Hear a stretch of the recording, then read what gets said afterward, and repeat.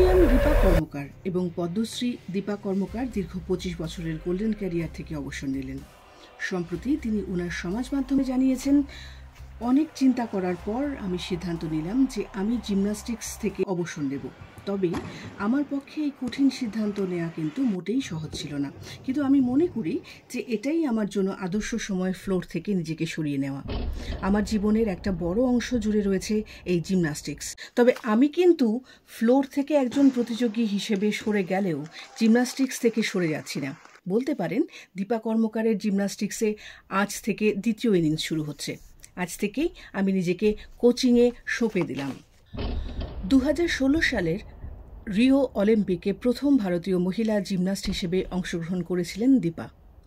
পদক হাতছাড়া হলেও বিশ্ববাসীকে তাক লাগিয়ে দিয়েছিলেন দেশের গোল্ডেন গার্ল দীপা। গত 25 বছরের ক্যারিয়ারে জাতীয় আসরে মোট পদক রয়েছে 77টি, গোল্ড 66টি। দেশের হয়ে 32টি আসরে দীপা দেশকে প্রতিনিধিত্ব করেছেন। দীপা দেশের সর্বোচ্চ ক্রীড়া সম্মান খেলরত্ন সহ অর্জুন পুরস্কার এবং পদ্মশ্রী সম্মানেও ভূষিত হন। দীপার অবসর ভারতীয় জিমন্যাস্টে একটা অধ্যায়ের সমাপ্তি হল। News bureau, news F. Massive 7D score.